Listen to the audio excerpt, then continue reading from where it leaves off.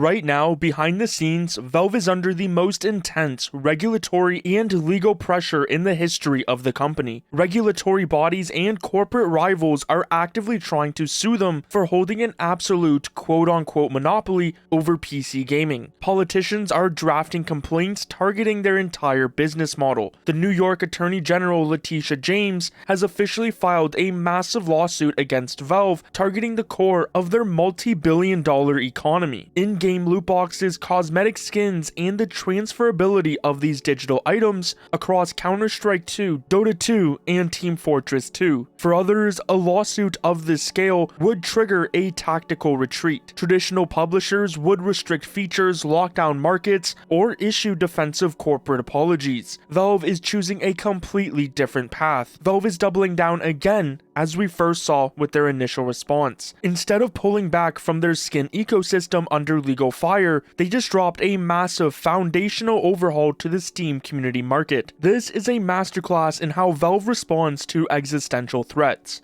As lawmakers and competitors try to sue them for being a quote-unquote monopoly, Valve keeps proving exactly why they are in that position. They simply out-engineer, out-service, and out-experience everyone else in the industry. They are doubling down on the virtual economy and doubling down on consumer goodwill to make sure that no gamer ever has a reason to look at another storefront. To understand the sheer confidence of Valve, we have to look directly at the legal battleground. The New York Attorney General's lawsuit alleges that Valve's boxes illegally promote gambling to minors and facilitate real-world cash-outs through third-party platforms. The state of New York demanded that Valve implement highly invasive tracking technologies, mandate age verification checks, and strict data collection policies for every single user worldwide just to filter out New York players using virtual private networks. Essentially, the New York Attorney General wanted Valve to build a massive global surveillance system, but Valve refused to compromise the privacy of its global player base just to secure a quick, quiet settlement. Valve's public response was an absolute refusal to compromise on their platform philosophy. Valve said it may have been easier and cheaper for Valve to make a deal with the New York Attorney General, but we believe the type of deal that would satisfy would have been bad for users and other game developers and impacted our ability to innovate in game design. Valve went on to defend the entire concept of a transferable digital economy. We think the transferability of a digital game item is good for consumers. It gives a user the ability to sell or trade an old or unwanted item for something else. But Valve really proved they weren't changing their stance on May 12th, 2026, as Valve released the Steam Community Market Update. This wasn't a normal small patch, as it was the first time since 2012 that we saw a major visual overhaul to the market. This update brought new full 3D high-resolution web browser renders, which included over 27 million unique generated images for weapon variants in Counter-Strike alone.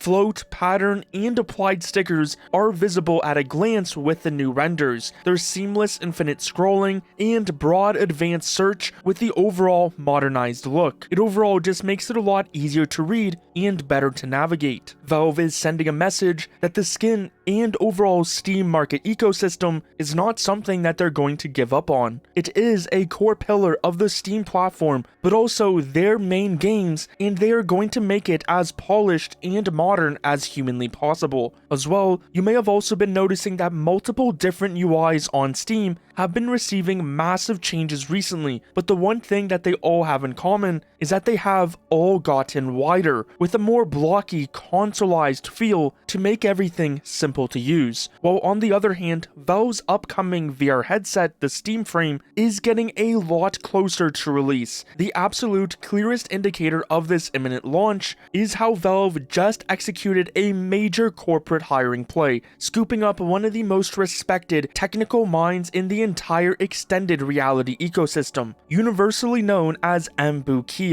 As a former principal firmware engineer for Xbox and HoloLens at Microsoft, he single-handedly saved tons of high-end VR devices from becoming electronic waste. When Microsoft abandoned the Windows mixed reality platform, he stepped in independently to construct the Oasis driver. This tool rewrote the foundational compatibility layer, bypassing the dead Microsoft software ecosystem to connect legacy headsets like the HP Reverb G2 directly into Steam VR with flawless performance. He is also the technical architect behind the OpenXR toolkit. In April 2026, he officially confirmed that he left Xbox to join the engineering team at Valve, explicitly stating that his primary focus area, the development and final polish of the upcoming Steam Frame and Steam VR ecosystem. So here we are seeing Valve onboard elite talent to execute the final critical optimization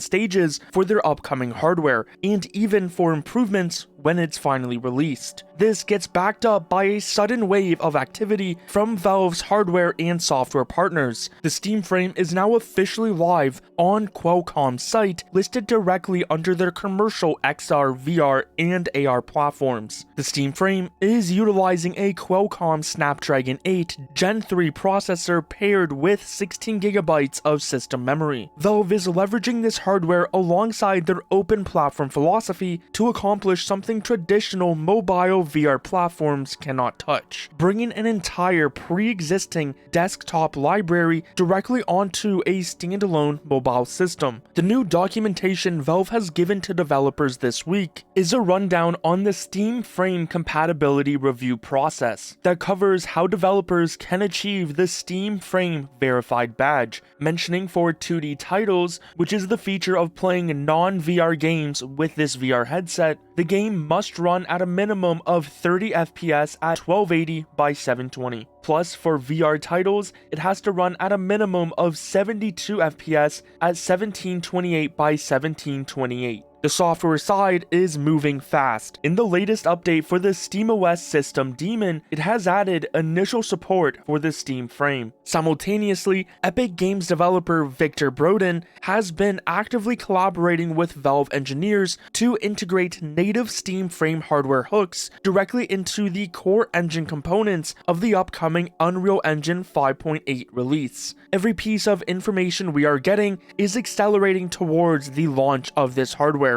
and Valve is using the best in the industry they can find to guarantee total dominance when it's released. Competitors like Epic Games, Microsoft, and Meta spend hundreds of millions of dollars attempting to construct traditional walled gardens. They enforce strict storefront restrictions, exclusive contract obligations. Valve handles platform loyalty through an entirely different system. They build a walled garden, but it just doesn't have any walls, making their platform features so superior that users actively refuse to leave. But this brings us to one of the most critical components of Valve's strategy: user goodwill. Corporations across the globe view customer service as a cost center to be minimized, outsourced, and automated behind AI chatbots. Valve treats customer service as a primary marketing engine. This week, Valve started wave 1 of purchases for the Steam controller reservation queue if you were some of the first to reserve. But not everything went smoothly. While shipping the original controller purchases, they had a major shipping logistical mix-up for a small subset of early buyers.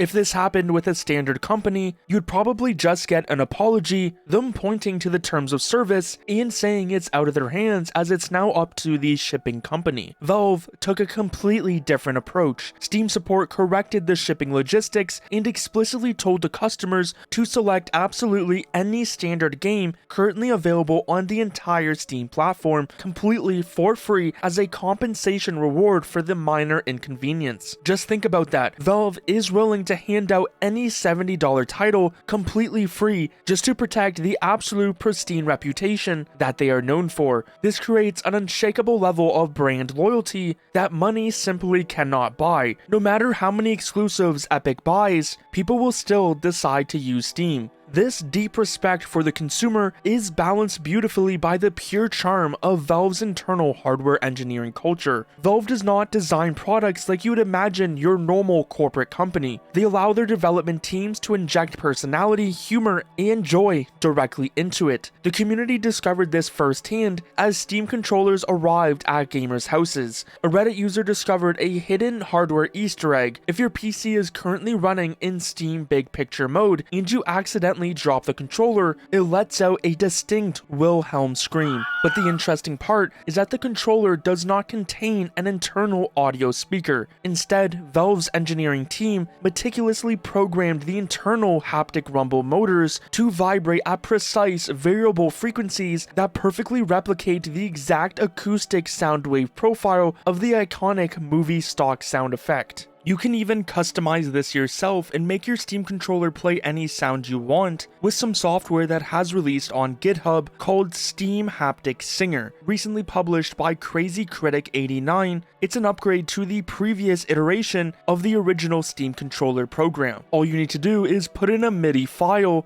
and it will sing for you. It is an incredibly small, technically complex detail that serves absolutely zero functional business purpose. Yet it tells the consumer everything they need to know about the company. It proves that the individuals designing the hardware you use are passionate, who are actively having fun with what they are doing. When you pull back and examine every single one of these individual situations, the true overarching narrative becomes clear. Valve is executing an absolutely flawless, synchronized corporate strategy. They are under attack from state attorney generals who claim their ecosystem is predatory, yet they respond by updating their virtual skin marketplace. They are criticized by massive corporate competitors for maintaining a monopoly over PC distribution, yet they maintain that status by engineering software and hardware that leaves the rest of the industry years behind. They protect their market share by making sure they have gamers' goodwill. Valve is doubling down on everything that made them great in the first place, and right now, the rest of the gaming industry is completely unready for what comes next.